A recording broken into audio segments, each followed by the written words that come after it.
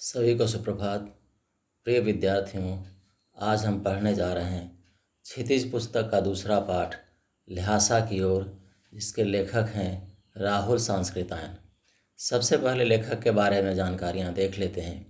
राहुल सांस्कृतायन का जन्म सन 1893 ईस्वी में उनके ननिहाल के गांव पंदहा जिला आजमगढ़ उत्तर प्रदेश में हुआ था।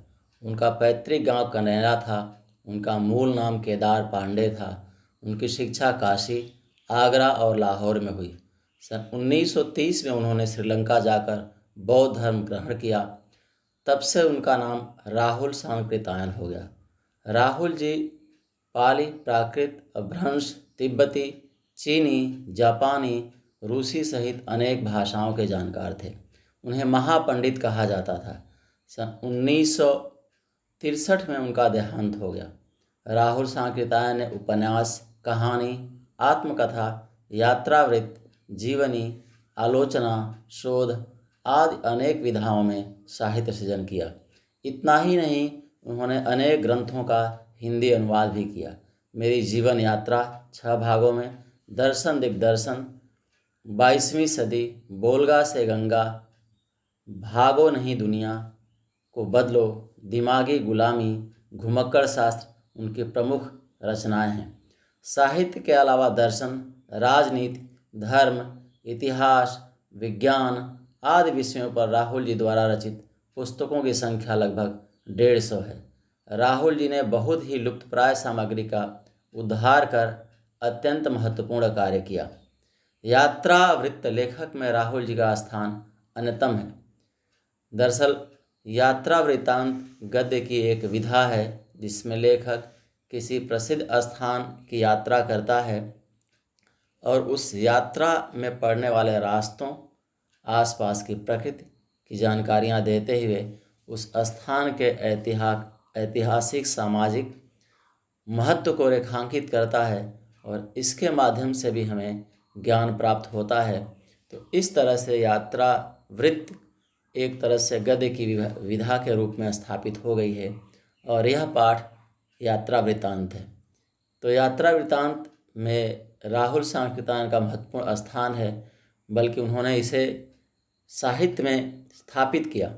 उन्होंने घुमक्कड़ी का शास्त्र रचा और उससे होने वाले लाभों का विस्तार से वर्णन करते हुए मंजिल के स्थान पर यात्रा को ही घुमक्कड़ का उद्देश्य बताया। वे कहते हैं कि दरअसल स्थान को देखना महत्वपूर्ण नहीं है, यात्रा करना ही हमारे घूमने का उद्देश्य होना चाहिए। घुमक्कड़ी से मनोरंजन, ज्ञानवर्धन, अज्ञात स्थानों की जानकारी के साथ साथ भाषा एवं संस्कृत का भी आदान प्रदान होता है। उनका कहना है कि घूमने से हमें हमारा मनोरंजन भी होता है, हमारा ज्ञान भी बढ़ता है और ऐसे स्थानों की जानकारी भी मिलती है जहाँ हम कभी गए नहीं होते हैं। राहुल जी ने विभिन्न स्थानों के भौगोलिक वर्णन के अतिरिक्त वहाँ के जनजीवन की सुंदर झांकी प्रस्तुत की है। इस पाठ में राहुल सांकृतायन की प्रथम तिब्बत यात्रा से लिया गया है, जो उन्होंने सन 1929 से 30 में नेपाल के रास्ते की थी। उस समय भारतीयों को तिब्बत यात्रा की अनुमति नहीं थी, इसलिए उन्होंने यह यात्रा एक भिखमंगे के बदले हुए रूप में की थी। इसमें तिब्बत की राजधानी ल्हासा की ओर जाने वाले दुर्गम रास्तों, कठिन रास्तों का वर्णन है। राहुल जी बड़े ही रोचक शैली में इस पाठ को इन्होंने लिखा है, वर्णन किया है। इस यात्रा वृत्तांत से हमें उस समय के तिब्बती समाज के बारे में, उनके व्यवहार के बारे में, उनके नैतिक मूल्यों के बारे में और उनकी रुचियों के बारे में जानकारी मिलती है। तो आइए पाठ से गुजरते हुए ही हम इस पाठ को पढ़ते हैं। वह नेपाल से तिब्बत जाने का मुख्य रास्ता है। हरी कलिंपोंग का रास्ता जब नहीं खुला था तो नेपाल ही नहीं, हिंदुस्तान की भी चीज़ें इसी रास्ते तिब्बत जाया करती थीं। अभी जब कश्मीर से होकर नेपाल के लिए बहुत सारे पासेज बने हैं, दर्रे बने हैं, लेकिन उस समय जबकि इस यात्रा का वर्णन है 1929-30 में, वहाँ नेपाल से तिब्बत जाने का मुख्य रास्ता फरी कलिंपोंग एक जगह है जहाँ से होते हुए लोग जाया करते थे, बल्कि जो वस्तुएं हैं, चीज़ें भी तिब्बत के लिए इसी रास्ते से होकर गुजरती थी। यह व्यापारिक ही नहीं, सैनिक रास्ता भी था। अर्थात यह व्यापार का नहीं, व्यापार का ही सिर्फ एक मार्ग नहीं था, बल्कि सैनिकों के आने जाने के लिए भी यह रास्ता सुलभ था। इसलिए जगह जगह फौजी चौकियां और किले बने हुए हैं। जगह जगह फौजियों के लिए चौकियां आप देखे होते हैं, पोस्ट, जहाँ की वो रहकर तैनात होते हैं, और किले रहने के लिए उनके स्थान, जिनमें कभी चीनी पलटन रहा करती थी। जब भारत और चीन का युद्ध हुआ था तो वहाँ चीन की फौजें, चीन के जो सैनिक हैं, वह लड़ाई के लिए उन्होंने चौकियां बना रखी थी, किले बना रखे थे। लेकिन आजकल बहुत से फौजी मकान गिर चुके हैं। जब ये युद्ध समाप्त हो गया और ये स्थिति बदल गई, परिस्थिति बदल गई, तो धीरे धीरे वो चौकियां और जो मकान जिसमें वो रहने के लिए उन्होंने अपना एक अस्थायी निर्माण किया था, अब वे सारे गिर चुके हैं। दुर्ग के किसी भाग में जहाँ किसानों ने अपना बसेरा बना लिया है, वहाँ घर कुछ आबाद दिखाई पड़ते हैं। वही चीनी फौजियों के जो किले हैं, घर हैं, जो अब टूट फूट गए हैं, लेकिन जहाँ कुछ बचा है वहाँ अब किसानों ने अपने रहने का स्थान बना लिया है। कुछ घर बचे हुए भी दिखते हैं जो आबाद हैं, जो टूटे नहीं हैं। उन्हीं में आज के समय में किसान या अन्य लोग रहना शुरू कर दिए हैं।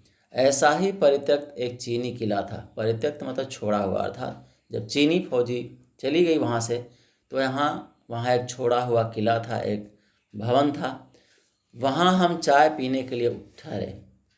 इस यात्रा में लेखक के साथ साथ एक सुमत भी हैं, जो बौद्ध भिक्षु हैं, जो बौद्ध के धर्म और ज्ञान को जानते हैं। बल्कि उनके लिए गाइड का भी उन्होंने काम किया है कि उस रास्ते से जाने वाले वस्तुओं के बारे में, स्थानों के बारे में और बौद्ध धर्म के बारे में भी वो बताते चले। लेखक अर्थात राहुल सांकृत्यायन ने बौद्ध धर्म पर बहुत गहरा अध्ययन किया, उस पर उन्होंने पुस्तकें लिखी और खुद भी बौद्ध धर्म को मानने वाले थे। तो वहीं जो टूटा फूटा किला था, वहाँ एक चाय की दुकान है, जहाँ पर लेखक उतरे अपने साथी सुमत के साथ। उन्होंने चाय पिया। वहाँ जाति पात छुआछूत का सवाल ही नहीं, और न औरतें पर्दा करती थीं। कहते हैं कि जो तिब्बती समाज है बहुत ही खुला है, और वहाँ भारतीय समाज की तरह जिस तरह जाति पात की भावना है, छुआछूत की भावना है, वो वहाँ के समाज में नहीं है। इस तरह से वह एक आदर्श और विकसित समाज है। न औरतें पर्दा करती थीं। औरतों में पर्दा प्रथा भी नहीं है कि वो घूंघट से अपना चेहरा ढकें और किसी के सामने आने में शर्माएं। बहुत निम्न श्रेणी के भिखमंगों को लोग चोरी के डर से घर के भीतर नहीं आने देते।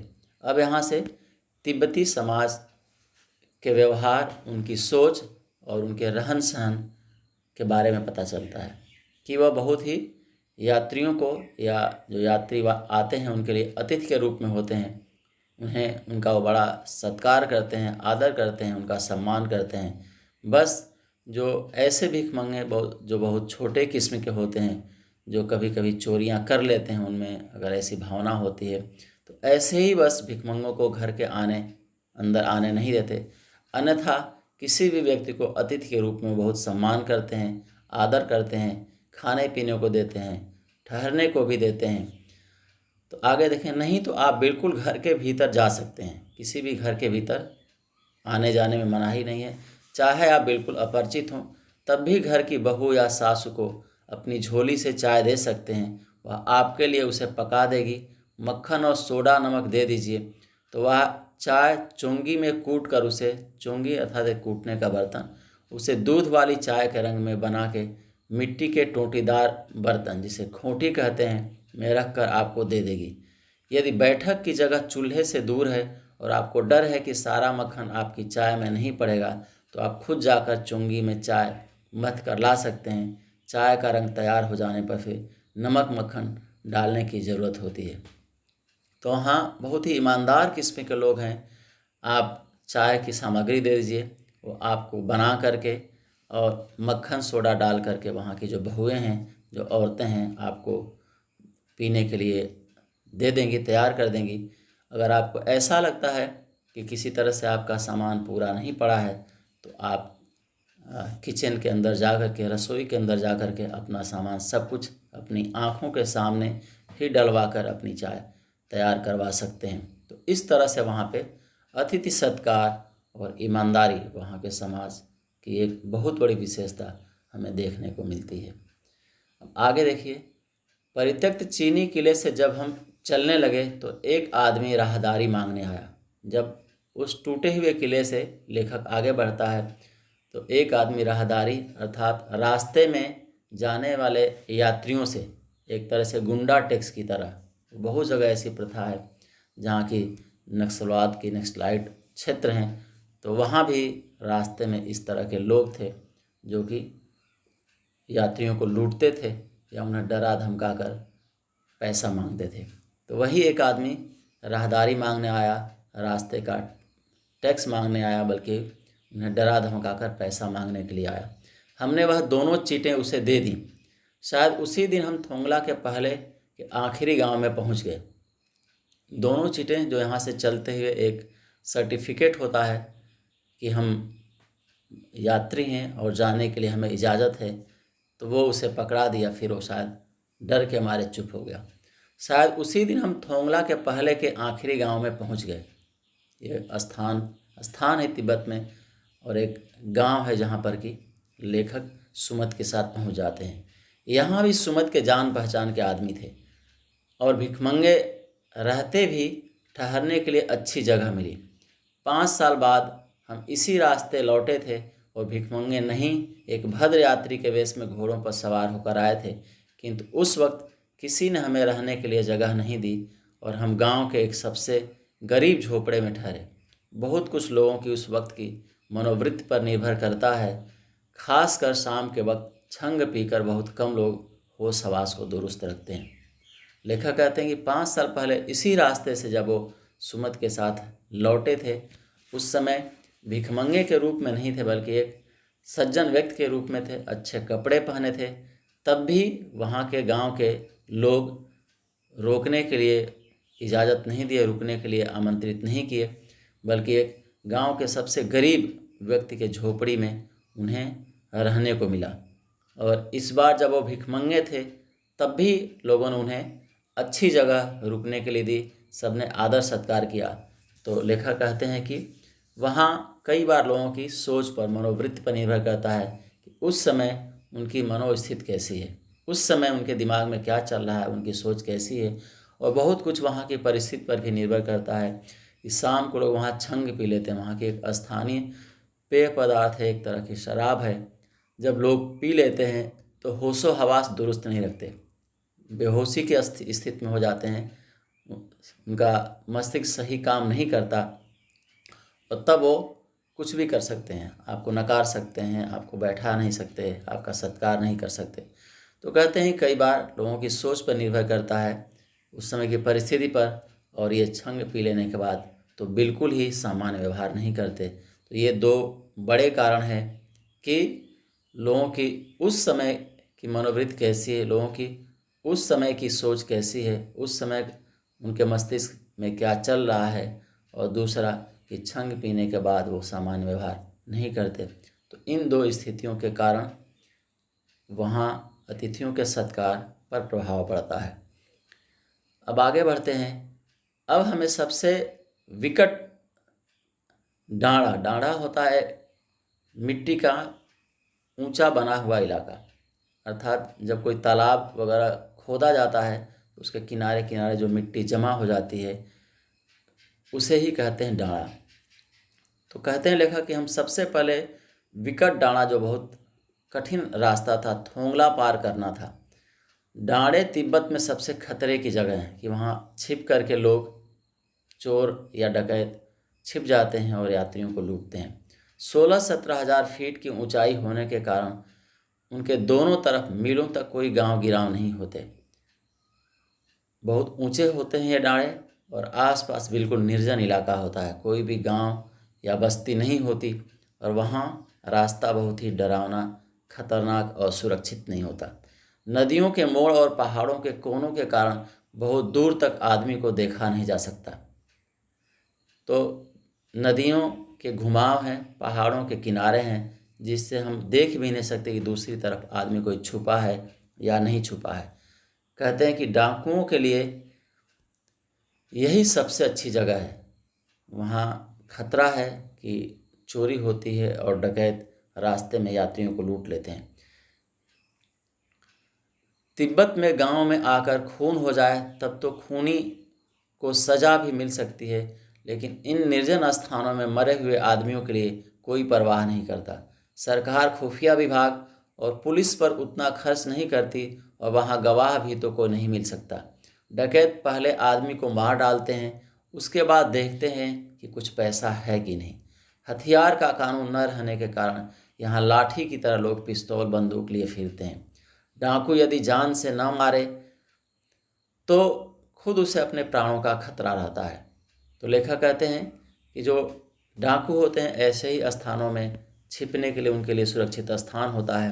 तिब्बत के गांव में यदि किसी तरह का मर्डर हो जाए, खून हो जाए, तो लोगों को तो सज़ा मिलती है, लेकिन ऐसे निर्जन स्थानों में कोई पकड़ भी नहीं पाता किसी को, और किसी व्यक्ति को मार करके कहीं फेंक भी दें तो कोई इसकी तहकीकात नहीं होती। कोई भी पुलिस या आम व्यक्ति इधर निर्जन स्थानों में डर के हमारे नहीं आता। जो तिब्बत की सरकार है और इंटेलिजेंस डिपार्टमेंट है, खुफिया विभाग है और पुलिस विभाग, उस पर वहाँ की सरकार उतना पैसा भी नहीं खर्च करती कि इन स्थानों में भी उनकी ड्यूटी लगा सके और इस डकैती की प्रथा को रोक सके। वहाँ गवाह भी नहीं मिल सकता, क्योंकि आने जाने में हर समय लोग वहाँ नहीं मिल सकते कि उस घटना को देखे हुए हों और आपके पक्ष में गवाही दें और उस व्यक्ति को सज़ा मिल सके। दूसरा बड़ा कारण है कि यहाँ तिब्बत में हथियार का कानून नहीं है, अर्थात पिस्तौल और बंदूक खरीदने के लिए किसी तरह के सर्टिफिकेट की ज़रूरत नहीं पड़ती। जिला प्रशासन से किसी तरह के सर्टिफिकेट की ज़रूरत नहीं पड़ती और इस पर कोई प्रतिबंध भी नहीं है। इसलिए लोग जिस तरह की लाठी डंडे आराम से लोग रख लेते हैं, वैसे ही पिस्तौल और बंदूक लोग खरीद लेते हैं। बहुतायत मात्रा में हर एक व्यक्ति के पास ये हथियार होते हैं। इसीलिए यहाँ डकैती की प्रथा बहुत जोरों पर है। डाकू सबसे पहले लोगों को मार देते हैं। अगर वो छोड़ दें तो शायद जाके लोग पुलिस में कंप्लेन कर दें और उनके विरुद्ध तहकीकात शुरू हो जाए, पकड़े जाएं। इसलिए सबसे पहले वो लोगों को मार देते हैं, उसके बाद देखते हैं कि उनके पास कुछ है या नहीं, तब उनके सामानों को वो लेते हैं। तो ये बहुत बड़ा वहाँ खतरा है आने जाने वाले यात्रियों पर कि डकैत होते हैं, डकैती करते हैं और लोगों को सबसे पहले मार देते हैं। गांव में हमें मालूम हुआ कि पिछले ही साल थोंगला के पास खून हो गया। थोंगला जो ये डाँड़ा है, ऊंचा स्थान है पहाड़ के पास, वहाँ एक मर्डर हो गया था, खून हो गया था।